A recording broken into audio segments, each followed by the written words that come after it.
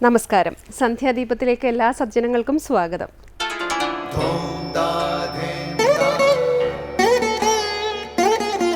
ശുഭം ഭവതു കല്യാണമായുസാരോഗ്യവർദ്ധനം സർവദുഃഖ വിനാശായ സന്ധ്യാദീപം നമോസ്തുതേ. നാമം ജപായനം പുണ്യം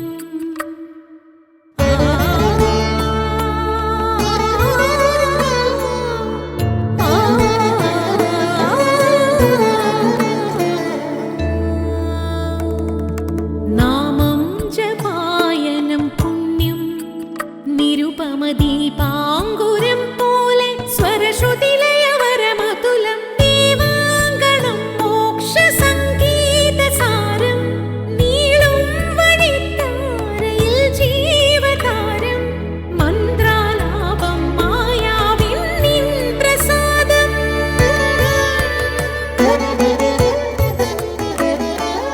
ഇരുൾ നീങ്ങിയുണരുന്ന തെളിനാളദീപം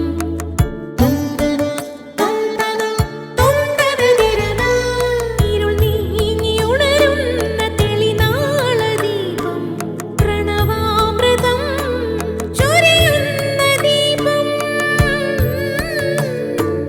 ദീപം ദീപം ദീപം ദീപം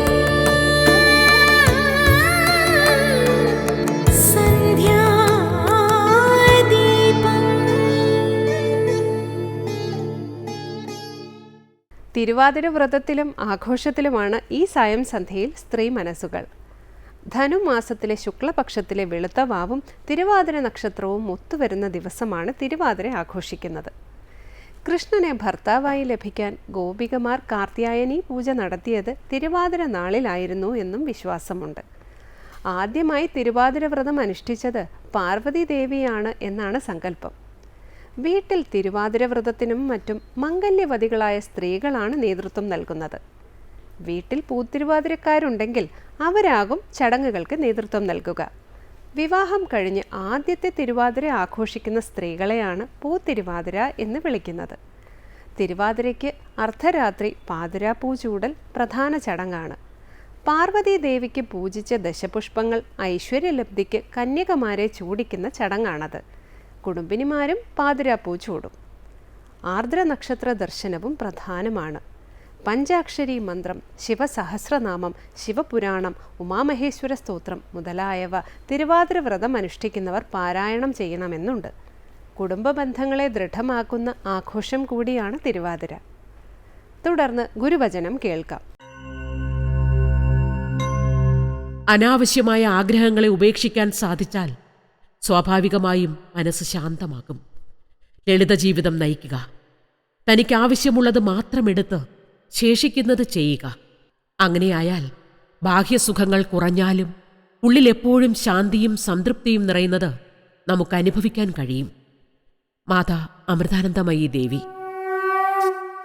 അടുത്തതായി ശ്രീ ശങ്കരാചാര്യ രചിച്ച ശിവാനന്ദലഹരിയിലെ ശ്ലോകം ശ്രീ കാവാലം ശ്രീകുമാർ ചൊല്ലുന്നത് കേൾക്കാം.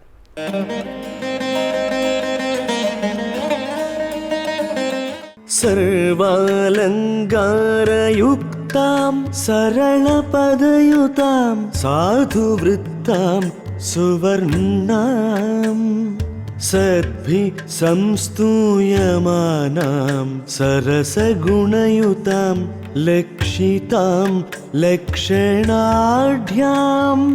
ഉദ്യദ്ഭൂഷാവിശേഷാം ഉപഗതവിനയാം ദ്യോതമാനാർത്ഥരേഖാം കല്യാണീം ദേവഗൗരീ പ്രിയ മമ കവിതാ കന്യകാം ത്വം ഗൃഹാണ സർവാലങ്കാരയുക്താം സരളപദയുതാം സാധുവൃത്താം സുവർണാം സദ്ഭി സംസ്തൂയമാനാം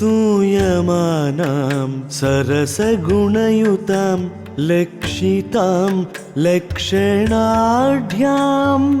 ഉദ്യദ്ഭൂഷാവിശേഷാം उपगतविनयां द्योतमानार्थरेखां कल्याणीं देवगौरी प्रिय मम कविता कन्यकां त्वं गृहाण സന്ധ്യാദീപം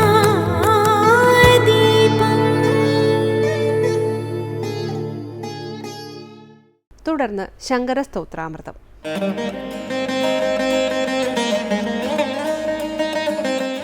ഓം ഗുരുർബ്രഹ്മാ ഗുരുർവിഷ്ണു ഗുരുർദേവോ മഹേശ്വരഃ ഗുരുസാക്ഷാത് പരം ബ്രഹ്മ തസ്മൈ ശ്രീ ഗുരവേ നമഃ. ഓം സദാശിവസമാരംഭാം ശങ്കരാചാര്യമധ്യമാം അസ്മദാചാര്യപര്യന്താം വന്ദേ ഗുരുപരമ്പരാം. ശ്രീ ശങ്കരകൃതികളിൽ ശിവാനന്ദലഹരിയിൽ 97-ാമത്തെ ശ്ലോകമാണ് നമ്മൾ ശ്രദ്ധിക്കുന്നത്. അവിടെ തൻ്റെ മനസ്സാകുന്ന മതയാന അതിപ്രഗത്ഭവൃത്തിയോടുകൂടി അങ്ങുമിങ്ങും അലയുന്നു, എല്ലാ പ്രകാരത്തിലും അലയുന്നു. ഇത് മതം പൊട്ടിയ ആനയാണ്, വളരെ വലിയ ആനയാണ്, പ്രബലനായ ആനയാണ്. അതുകൊണ്ട് അതിനെ നയേന പരിഗ്രഹ്യ, നയത്തോടുകൂടി പരിഗ്രഹിച്ച്, ഉപായത്തോടുകൂടി പരിഗ്രഹിച്ച്, ഭക്തിയാകുന്ന കയറുകൊണ്ട്, രജ്ജു കയറ്, ഇവിടെ വലിയ വടമാണ് ഉദ്ദേശിക്കുന്നത്. മതയാനയെ തളയ്ക്കാൻ വടം കൊണ്ടേ സാധിക്കും. പരമസ്ഥാണുവിൻ്റെ പദത്തിലേക്ക് നയിച്ചാലും, സ്ഥാണു ശിവൻ്റെ പര്യായമാണ്. അപ്പോൾ പരമസ്ഥാണു പരമശിവൻ, പരമസ്ഥാണുപദം പരമശിവപദം, പരമശിവപദത്തിലേക്ക് നയിച്ചാലും. ഇനി സ്ഥാണു എന്നുള്ളതിന് തൂണെന്നർത്ഥമുണ്ട്. അപ്പോൾ ആനയെ ബന്ധിക്കാൻ സമർത്ഥമായ പരമമായ തൂണ്, ആ തൂണിൻ്റെ പദത്തിൽ താഴെ അതെങ്ങനെയുള്ളതാണ്? ദൃഢമായിട്ടുള്ള ആ തൂണിൽ ഇതിനെ നയിച്ചാലും, അമും ഇതിനെ, ഈ ആനയെ നയിച്ചാലും. സ്ഥാണു ശബ്ദത്തിന് തൂണെന്നർത്ഥവും എടുക്കുക, ശിവനെന്നർത്ഥവും എടുക്കുക. ഇപ്പോൾ ശിവപാദം തന്നെ മനസ്സാകുന്ന മതയാനയെ ബന്ധിക്കാനുള്ള ഇടം, അഥവാ വളരെ ശക്തിയുള്ള തൂണിൻ്റെ പാദത്തിൽ ബന്ധിക്കുക. ഇതാണ് ശിവനോട് പ്രാർത്ഥിക്കുന്നത്. നോക്കൂ, പ്രചരത്യഭിതപ്രഗത്ഭവൃത്യാ മദവാനേഷമനക്കരീഗരീയാൻ പരിഗൃഹ്യ നയേന ഭക്തിരജ്വാ പരമസ്ഥാണുപദം ദൃഢം നയാമും. അമും ഇതിനെ, ഈ ആനയെ നയിച്ചാലും ബന്ധിച്ചാലും എന്ന്. ഇത് സ്വയം മനസ്സിനോട് താൻ പ്രാർത്ഥിക്കുന്നതാകാം, ഇത് പരമശിവനോട് പ്രാർത്ഥിക്കുന്നതാവാം. രണ്ട് രീതിയിലും ഈ ശ്ലോകത്തെ എടുക്കാം. തുടർന്ന് ഈ മനോഹരമായ ശിവാനന്ദ ലഹരി എന്നുള്ള കൃതിയെ ഉപസംഹരിക്കാൻ പുറപ്പെടുകയാണ് തുടർന്നുള്ള ശ്ലോകങ്ങളെ കൊണ്ട്. നോക്കൂ, സർവാലങ്കാരയുക്തം സരളപദയുതാം സാധുവൃത്താം സുവർണാം സദ്ഭിസംസ്തൂയമാനാം സരസഗുണയുതാം ലക്ഷിതാം ലക്ഷണാഢ്യാം ഉദ്യദ്ഭൂഷാവിശേഷാം ഉപഗതവിനയാം ദ്യോതമാനർത്ഥരേഖാം കല്യാണീം ദേവഗൗരീപ്രിയ മമ കവിതാ കന്യകാം ത്വം ഗൃഹാണ. സർവാലങ്കാരയുക്താം സരളപദയുതാം സാധുവൃത്താം സുവർണാം സദ്ഭിസംസ്തൂയമാനാം സരസഗുണയുതാം ലക്ഷിതാം ലക്ഷണാഢ്യാം ഉദ്യദ്ഭൂഷാവിശേഷാമുപഗതവിനയം ദ്യോതമാനർത്ഥരേഖാം കല്യാണീം ദേവഗൗരീപ്രിയ മമ കവിതാ കന്യകാം ത്വം ഗൃഹാണ. ഹേ ഗൗരീപ്രിയ, ഹേ ദേവ, മമ കവിതാ കന്യകാം ത്വം ഗൃഹാണ. എൻ്റെ കവിതയാകുന്ന കന്യകയെ നീ ഗ്രഹിച്ചാലും. കന്യാദാനമാണ്. ഏറ്റവും സുന്ദരിയായി, ഏറ്റവും നല്ല അലങ്കരിച്ച്, ഏറ്റവും നല്ല ഭൂഷാഢ്യയായി അങ്ങനെയാണ് കന്യാദാനം ചെയ്യുന്നത് അഥവാ ചെയ്യേണ്ടത്. അതുപോലെ എൻ്റെ ഈ കവിതയാകുന്ന കന്യകയെ, ശിവാനന്ദ ലഹരിയാകുന്ന കവിതാ കന്യകയെ ഹേ പരമശിവ അങ്ങ് ഗ്രഹിച്ചാലും. എങ്ങനെയുള്ള കവിതയെ?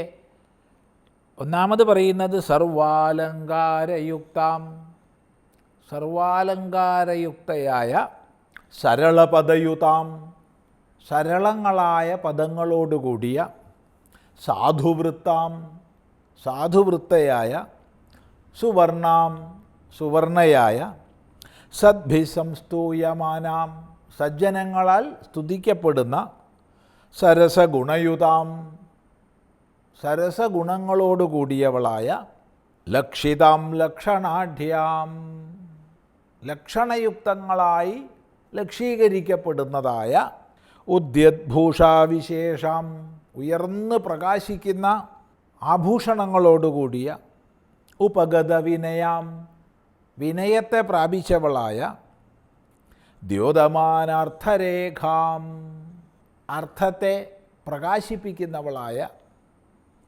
കല്യാണീം, സുന്ദരിയായ മമ കവിതാകന്യകാം, എൻ്റെ കവിതാകന്യകയെ, ശിവാനന്ദലഹരിയാകുന്ന കവിതാകന്യകയെ ഹേ ദേവ, അല്ലയോ ദേവ. എങ്ങനെയുള്ള ദേവ? ഗൗരീപ്രിയോ, ഗൗരീപ്രിയനായ, ഗൗരിയെ പ്രിയമായി മാനിക്കുന്നവനായ ഹേ ദേവ, ത്വം നീ ഗൃഹാണ, ഗ്രഹിക്കണമേ. അപ്പോൾ തൻ്റെ ഈ ശിവാനന്ദലഹരിയാകുന്ന കവിതാ കന്യകയെ ഭഗവാൻ പരമശിവന് സമർപ്പിക്കുകയാണ്. ഇതിൻ്റെ സമർപ്പണം ഭഗവാനിലാണ്. ഇപ്പോൾ ശിവാനന്ദലഹരിയെ ഭഗവാനിൽ സമർപ്പിക്കുന്നു എന്നുള്ളതിനെ വളരെ ആലങ്കാരികമായി പറയുകയാണ്. ഇവിടെ ശ്രദ്ധിച്ചാൽ ഒരു കവിക്ക് തൻ്റെ കവിത ഒരു പിതാവിന് പുത്രി എന്ന കണക്കെയാണ്. അപ്പോൾ തൻ്റെ പുത്രിയെ കന്യാദാനം ചെയ്യുന്ന സമയത്ത് ഏതെല്ലാം ഭാവങ്ങളാണോ അവിടെ വേണ്ടത് അത് മുഴുവൻ കവിക്ക് ഈ കവിതാദാനത്തിലുണ്ട്. അത് നമുക്ക് ഒന്നൊന്നായി ശ്രദ്ധിക്കാം. അടുത്ത പ്രാവശ്യം ആവട്ടെ.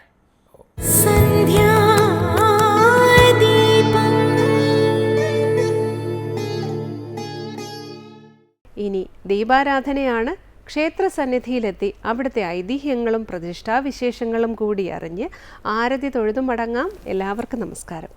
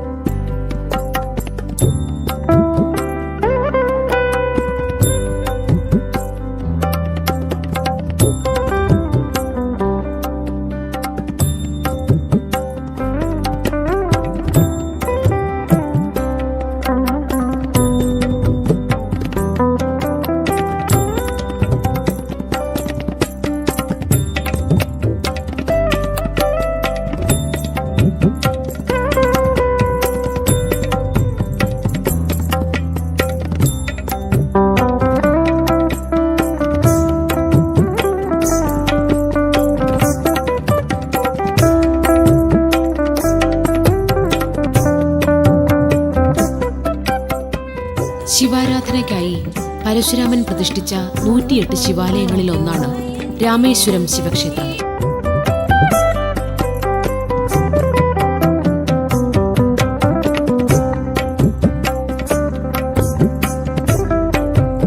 പടിഞ്ഞാറ് ദർശനമായി ശ്രീകോവിലിൽ ഒറ്റയ്ക്ക് കുടികൊള്ളുന്ന അപൂർവം ദേവന്മാർ മാത്രമേ നമ്മുടെ ക്ഷേത്രങ്ങളിൽ പ്രതിഷ്ഠിതമായിട്ടുള്ളൂ.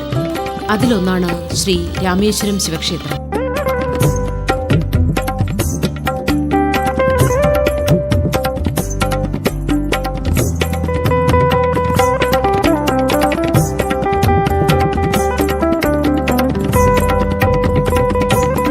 കൊല്ലവർഷം തുടങ്ങിയത് രാമേശ്വരം ക്ഷേത്രപ്രതിഷ്ഠയോടനുബന്ധിച്ചാണെന്നാണ് ഐതിഹ്യം.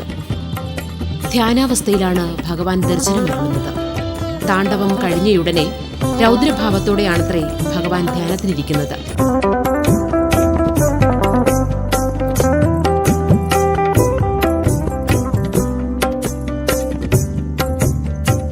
കൊല്ലം ജില്ലയിൽ നഗര ആസ്ഥാനത്ത് നിന്ന് 2 കിലോമീറ്റർ പടിഞ്ഞാറ് മാറി രാമേശ്വരം ക്ഷേത്രം സ്ഥിതി ചെയ്യുന്നു.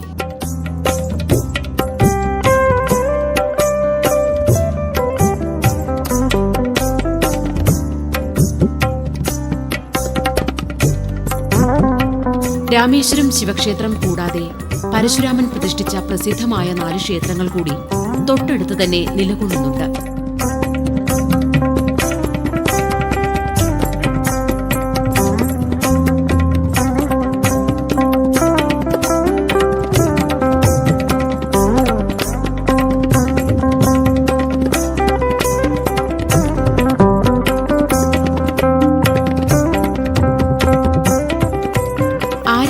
സങ്കര കാലഘട്ടത്തിൽ വടക്കു നിന്നും കേരളത്തിന്റെ തെക്കൻ ഭാഗത്തേക്ക് കുടിയേറിയ ബ്രാഹ്മണരാണത്രേ ഈ ക്ഷേത്ര സങ്കേതം കണ്ടെത്തിയത്. ഈ കാലഘട്ടത്തിലാണത്രേ ഇന്നത്തെ നിലയിലുള്ള ക്ഷേത്രം പണികഴിപ്പിച്ചത്. വടക്കു നിന്നും വന്ന ബ്രാഹ്മണർ പല സ്ഥലങ്ങൾക്കും അവർക്ക് നേരത്തെ സുപരിചിതമായ പേരുകൾ നൽകിയത്രേ. കോലാപുരിയെ അനുകരിച്ച് അവർ കൊല്ലത്തിന് ആ പേര് നൽകിയെന്നാണ് പണ്ഡിതരുടെ നിഗമനം.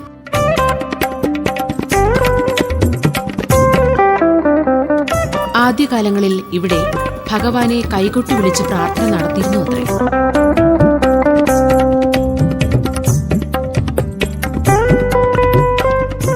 ചരിത്രത്തിലേക്കും ആത്മീയ വിചാരങ്ങളിലേക്കും വെളിച്ചം വീശുന്ന ഒട്ടനവധി സംഭവങ്ങൾക്ക് സാക്ഷിയായ രാമേശ്വരം ശിവക്ഷേത്രത്തിൽ ചരിത്ര വിദ്യാർത്ഥികളും ഗവേഷണ താൽപര്യരും ഭക്തജനങ്ങളും ഒരുപോലെ എത്തിച്ചേരുന്നു.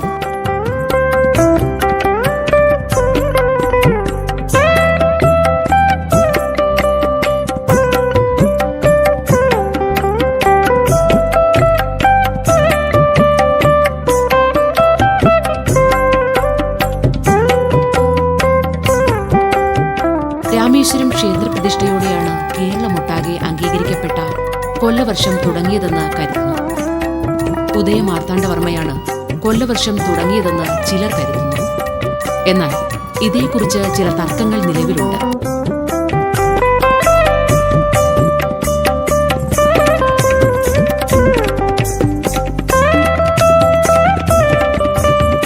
കൊല്ലം രാമേശ്വരം ശിവക്ഷേത്രത്തിൽ 4 ശിലാലിഖിതങ്ങൾ കാണുന്നുണ്ട്.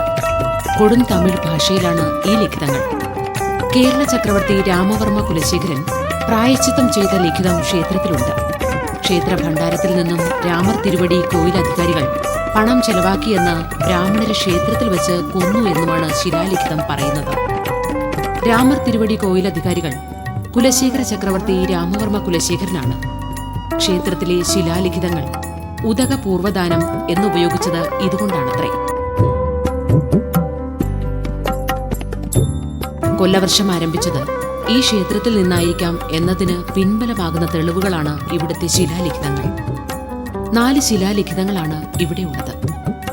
ഗർഭഗൃഹത്തിന്റെ തെക്കുവശത്തെ മുറ്റത്ത് നാട്ടിയിട്ടുള്ള കരിങ്കൽ സ്തംഭത്തിലാണ് ഊരാൺമക്കാരോട് ചെയ്ത അപരാധത്തിന്റെ പ്രായശ്ചിത്തം രേഖപ്പെടുത്തപ്പെട്ടിട്ടുള്ളത്. ഗർഭഗൃഹത്തിന്റെ അടിത്തറയുള്ള വടക്കുവശവും ക്ഷേത്രത്തിലെ മുൻവാതിലിന്റെ മേൽഭാഗത്തും ശ്രീകോവിലിന്റെ വടക്കുവശത്തെ കരിങ്കൽ സ്തംഭത്തിലും ചരിത്ര പ്രാധാന്യമുള്ള ശിലാലിഖിതങ്ങളുണ്ട്.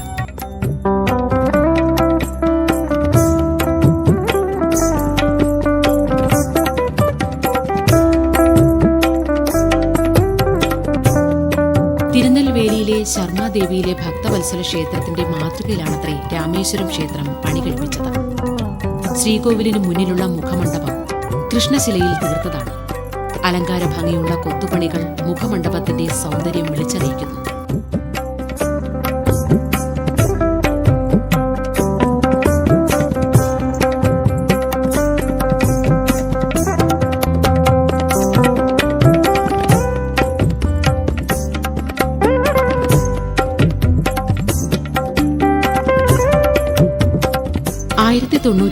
കൊല്ലം പട്ടണം തീവച്ച് നശിപ്പിച്ചിരുന്നു. ഇതിനുശേഷമാണ് രാമവർമ്മ കുലശേഖരൻ ചാവേർപ്പട രൂപീകരിച്ച് കൊടുങ്ങല്ലൂരിൽ നിന്നും കൊല്ലത്തേക്ക് തലസ്ഥാനം മാറ്റിയത് എന്ന് കരുതുന്നു. ചോളന്മാരുടെ ആക്രമണം ഇല്ലാതാക്കുക എന്ന ഉദ്ദേശത്തിലായിരുന്നു അത്രേ തലസ്ഥാന മാറ്റം. കൊല്ലം രാമേശ്വരം ക്ഷേത്രം ഈ സംഭവങ്ങൾക്കെല്ലാം സാക്ഷ്യം വഹിച്ചു എന്നും കരുതപ്പെടുന്നു. ക്ഷേത്രത്തിലെ 4 ശിലാലിഖിതങ്ങളിൽ രേഖപ്പെടുത്തപ്പെട്ടിട്ടുള്ളത് ഈ ചരിത്ര സംഭവങ്ങളാണെന്ന് കരുതുന്നു.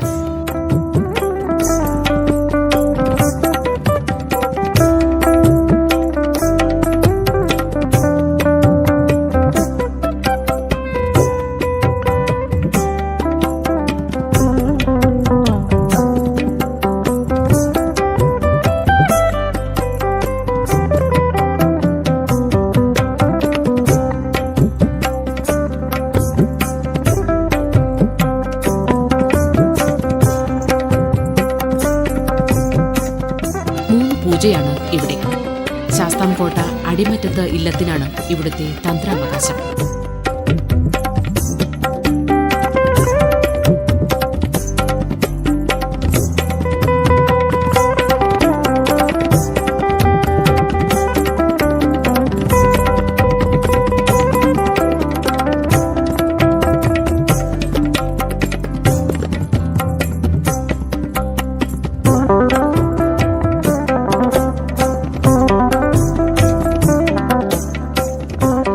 ഭൂതഗണങ്ങളുടെ തലവനായ ചണ്ഡേശ്വരനും ക്ഷേത്രത്തിൽ കുടികൊള്ളുന്നു.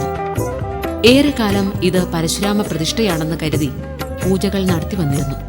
എന്നാൽ പിന്നീട് ദേവപ്രശ്നത്തിലാണ് ഇത് ചണ്ഡേശ്വരനാണ് എന്ന് തെളിഞ്ഞത്. മഹാവിഷ്ണുവിന് വിഷക്സേനനെ പോലെ ശിവന്റെ ഭൂതങ്ങളുടെ തലവനാണ് ഈ ചണ്ഡേശ്വരൻ. ഇവരെ നിർമാല്യധാരികൾ എന്നും പറയാറുണ്ട്. അഷ്ടദിക്പാലകന്മാരുടെ ബലിപീഠങ്ങളിൽ ഈശാനന്റെ പീഠത്തിന് പടിഞ്ഞാറ് ഭാഗത്ത് മറ്റൊരു ബലിക്കലിൽ നിർമാല്യധാരികളെ കുടിയിരുത്തി ദേവപൂജ കഴിഞ്ഞ പുഷ്പങ്ങൾ കൊണ്ട് പൂജിക്കണമെന്ന് ഒരു വിധിയുണ്ട്. ചണ്ഡേശ്വരന് ദേവപൂജ കഴിഞ്ഞ പുഷ്പങ്ങൾ മാത്രമേ അർപ്പിക്കാറുള്ളൂ.